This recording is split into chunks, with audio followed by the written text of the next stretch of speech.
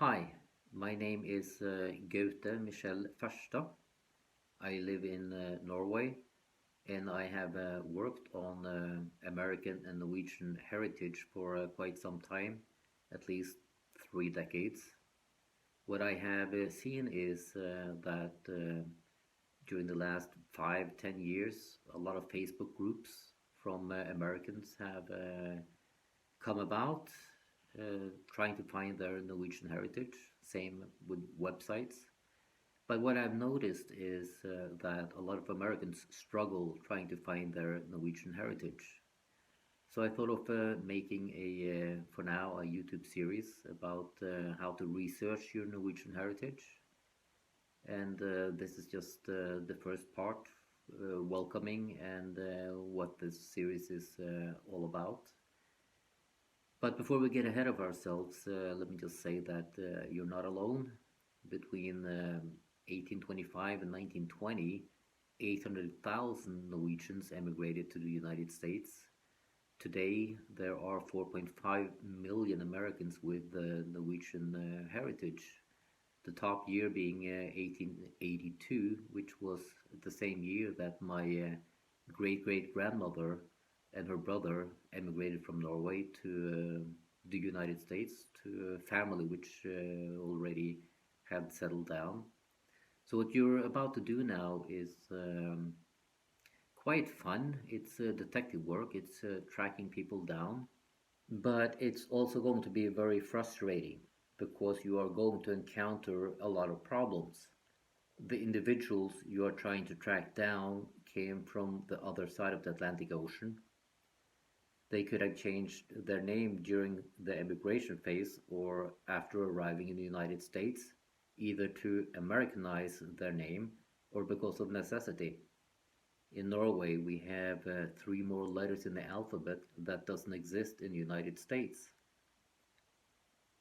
Then you have all those common Norwegian names like Ole Hansen, to take an example, meaning that you have to make certain that you're tracking down the right person and right family. And of course, probably the greatest barrier, which is the Norwegian language itself. So the question is, how are we going to do this? And I've come up with a plan which I think might work.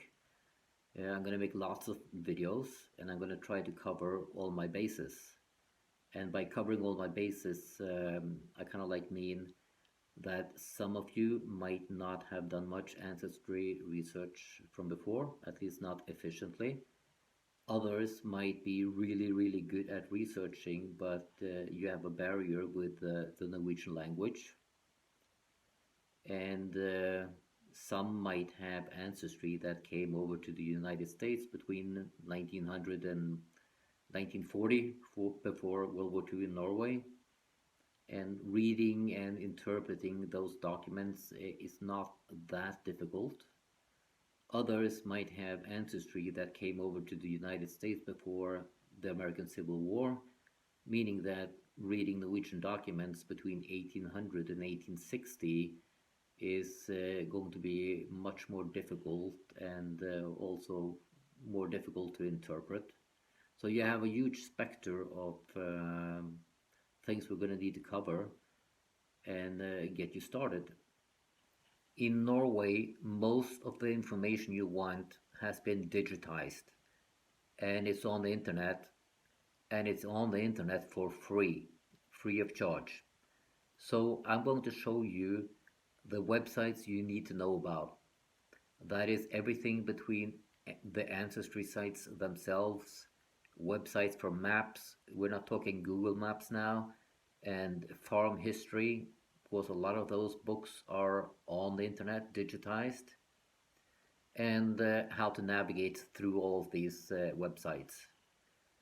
We're also going to focus on translating important words that you just need to know what means, and translating important column headers, which could be from church books, deeds, census documents, and whatnot. We're going to cover everything. Another part of this video series is going to be a little bit different because I'm going to add a section called exercises and solutions. and I'm going to place them in between all of the other videos. This part is mostly for the beginners. What it means is I'm going to get you up to a certain point with knowledge about, for example, websites and column headers, and have you find the birth of an individual, including siblings, confirmations, and census information. And then, of course, a solution. Point being, you might be able to compare the way you search and how I search. It's a way to show you what information you're actually getting, and why you sometimes, for example, want to search through confirmations before birth, and of course give you an indication of all that can go wrong, because things will go wrong and you will need a verification on the information you find. I'm going to use my own family tree for this part. 99% of it is going to be before 1940, and they're all long deceased. And I'm going to concentrate on odd situations that can happen, the parts of the family that emigrated to the United States, so you can get a feel of reasons for leaving Norway, name changes, and why they moved to certain areas of the United States. Why I'm starting at 1940 and moving backwards is so that you can get a feel for words and handwriting and ease you into what will, in a century, become much more difficult. And we'll at the same time see if we're able to have some question and answer sessions, because that seems to be very valuable for a lot of people. And we need bonus material, fun things. So what I was thinking of is when I was young, my mother would dress up in her bunad, and we'd go to Bay Ridge in Brooklyn, and we'd walk the 17th of May parade, and afterwards go to the Norwegian Seamen's Church.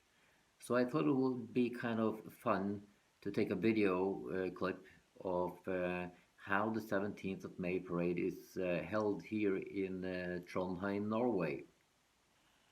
And while we're on the subject of bunads, my wife has a beautiful bunad, and it could be interesting for her to tell where the different bunads come from, all the items that belong to a bunad, and dressing up for the parade. I have the elementary school book my grandmother got on how to make common Norwegian dinners and whatnot. Might be interesting to make one of those meals. And even though Norway is the least religious country I know, I think mostly everybody knows the Lord's Prayer. So it could be fun to show you how it is written and how it is spoken. And some video clips of daily life, museums of interest, and you name it. I'll start a video series and we'll take it from there. You have any preferences or things you want me to discuss or film, just give me a heads up and I'll find the time to do it. That kind of wraps it up for this video one as a welcoming video. I'm going to try to make one video every single week so we can get started. Video 2 is mostly for the beginners, but not necessarily. It's going to tell you a little bit about what you should have started doing a long time ago and what you definitely should start doing now before you even start going to the computer and doing ancestry research. And ja, da sier vi takk og farvel, og så møtes vi igjen i løpet av en uke. Ha det bra.